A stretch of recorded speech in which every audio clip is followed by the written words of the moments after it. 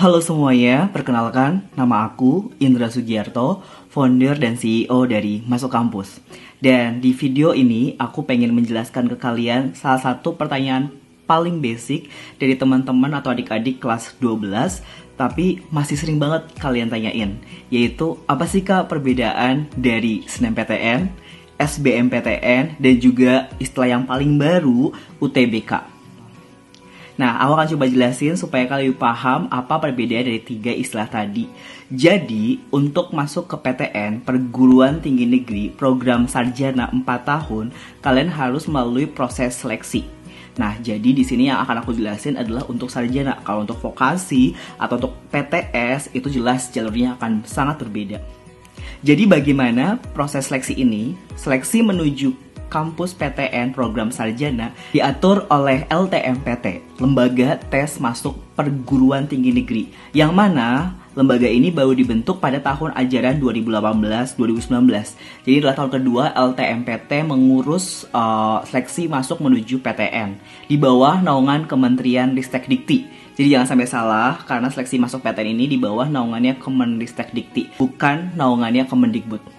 Nah, si LTMPT ini melakukan proses seleksi untuk kalian adik-adik SMA atau SMK atau sederajat yang pengen masuk perguruan tinggi negeri tadi. Proses seleksinya sendiri ada dua, yaitu SNMPTN dan SBMPTN, dan selain itu masih ada satu jalur lagi, namanya jalur mandiri. Tapi yang diurus oleh LTMPT ini hanyalah SNMPTN dan juga SBMPTN. Kita mulai dari SNMPTN. SNMPTN atau Seleksi Nasional Masuk Perguruan Tinggi Negeri itu adalah proses seleksi dari kalian yang masih kelas 12 semester 5 menuju semester 6, dan ini memang hanya bisa diikuti oleh kalian yang masih kelas 12. Jadi kompetisi terjadi hanya di antara kalian teman-teman seangkatan.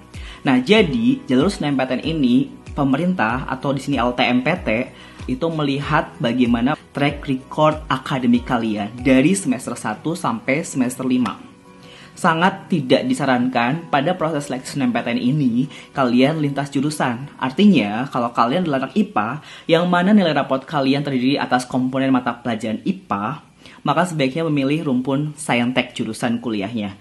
Kemudian untuk kalian yang anak IPS, tentunya sangat disarankan untuk kalian juga memilih jurusan-jurusan rumpun Sosom, karena nilai raport kalian komponennya adalah mata pelajaran IPS. Dan selain itu, selain PTN ini, selain si nilai raport tadi, itu juga didukung oleh prestasi kalian selama sekolah berupa piagam atau sertifikat, yaitu bagaimana kalian mengikuti lomba, kompetisi, atau organisasi, keaktifan organisasi itu bisa sangat mempengaruhi pencapaian kalian diterima di SNMPTN.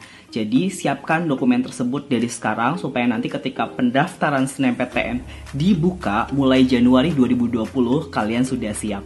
Banyak sekali faktor-faktor lain yang mempengaruhi SNMPTN, tapi tidak akan aku bahas di video ini. Akan aku bahas di video lainnya. Kita berlanjut ke proses seleksi yang kedua, yaitu SBMPTN. Proses SNMPTN tadi biasanya memakan waktu sekitar 3 bulan. Artinya bulan Maret 2020 kemungkinan besar kalian udah tahu kalian akan diterima atau tidak di PTN yang kalian pilih ketika mendaftar SNMPTN. Nah, bagaimana ketika kalian dinyatakan gagal atau ditolak? Karena ini akan sangat wajar mengingat persaingan menuju PTN sangat sengit. Ada ratusan ribu pesaing kalian untuk memilih bangku yang terbatas. Nah, bagaimana kalau misalnya kalian gagal, kalian masih punya kesempatan untuk berjuang di SBMPTN.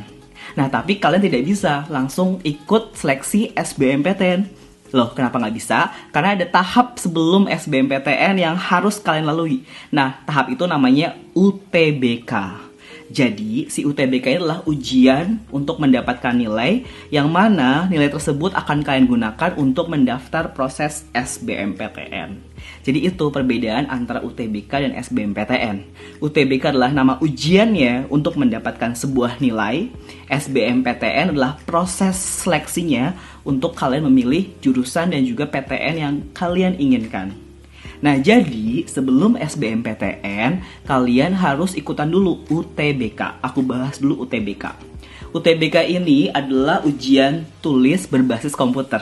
Kalian pasti bingung ya, tulis tapi kok berbasis komputer. Ya intinya adalah ujian ini online, tapi kalian tidak bisa menggunakan komputer atau handphone kalian sendiri. Jadi komputer akan disediakan di PTN masing-masing tempat dilaksanakannya ujian. Tempat dilaksanakannya ujian bukan berarti tempat di mana kalian memilih PTN tersebut. Jadi kalau kalian tinggal di Sumatera, terus pengen milih jurusannya, kampusnya itu adalah Institut Teknologi Bandung, bukan berarti kalian harus ujiannya di ITB. Ya, jadi kalian masih bisa ikut ujian di daerah setempat.